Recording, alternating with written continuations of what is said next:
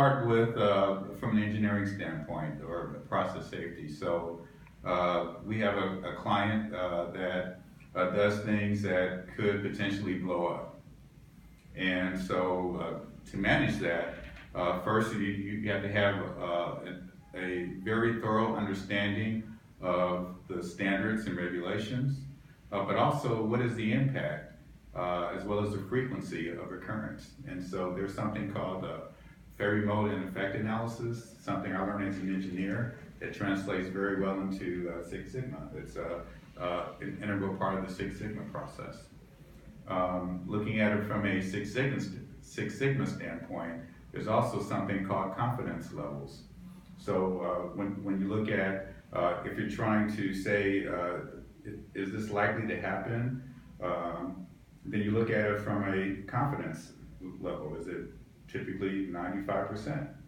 If it's higher than 95%, yes, most likely to happen. From a lean standpoint, is it something that the customer has value in? If it doesn't, why are you doing it? Exactly. Yeah, I guess when I look at that, it's interesting. It was really interesting to me when I was fortunate enough to be able to travel the world and teach risk, that there's a lot of different approaches to risk management. But if you teach that discipline and you get people talking and collaborating around solving and responding to those risks that are identified, particularly those ones like Ray mentioned that are what he called the big Murphys. Yes. If you get the folks talking around those and working on those, then you really develop a whole new structure in your project team and a whole new set of relationships around your project team. I remember one particular instance where I was conducting a workshop, and we had reached the point where we were just about finished with the engineering, and we had already moved into construction, of course.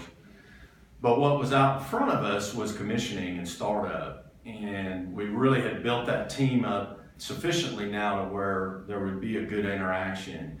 And it was amazing to me to have the engineers sitting there with the actual folks that were going to commission and start up, and that whole suite of conversations that started. It really generated a result that wouldn't have been possible otherwise.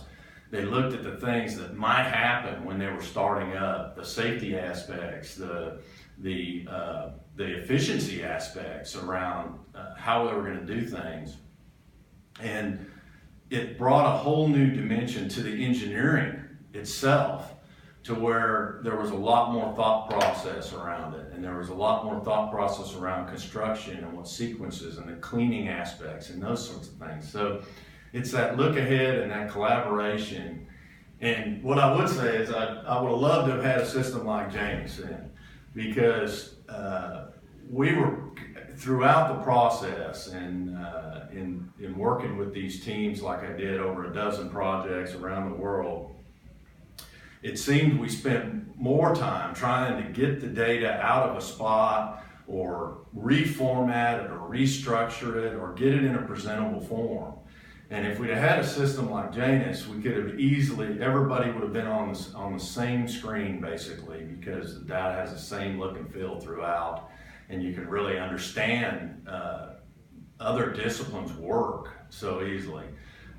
There's some basic tools you've used for extracting this information in the past. Yeah. So can you enlighten us as to how you managed to extract that information and record it and disseminate it through the organization? Yeah, a lot of it was just a lot of grunt work, to be honest with you, because folks had things in their hard drives and they had things in their desk drawers, and they had information in their heads that there was no place to really go with it.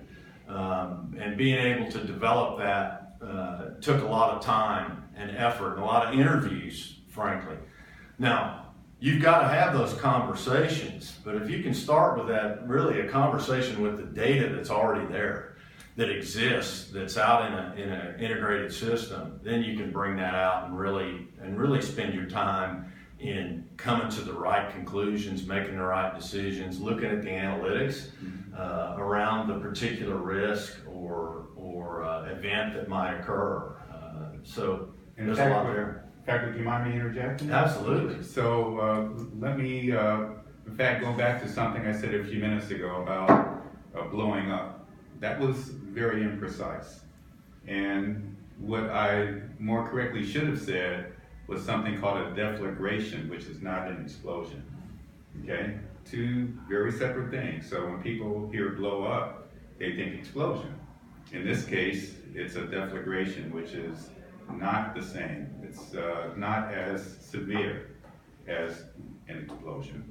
So making sure that you have good operational definitions is extremely important. That's one of the essences of the things that we do. So in order to make sure that you have good data or good analytics, you got to make sure you have those good standard operational definitions. Then you have to have a good measurement system. That's where Six Sigma comes in. It's actually the second part of the define, measure, analyze, improve, control part of Lean Six Sigma. So you have to make sure that you have these measurement systems well enough defined so that when you do see an improvement, it's a real improvement and it's not caught up in the noise. Yep. Would you guys please give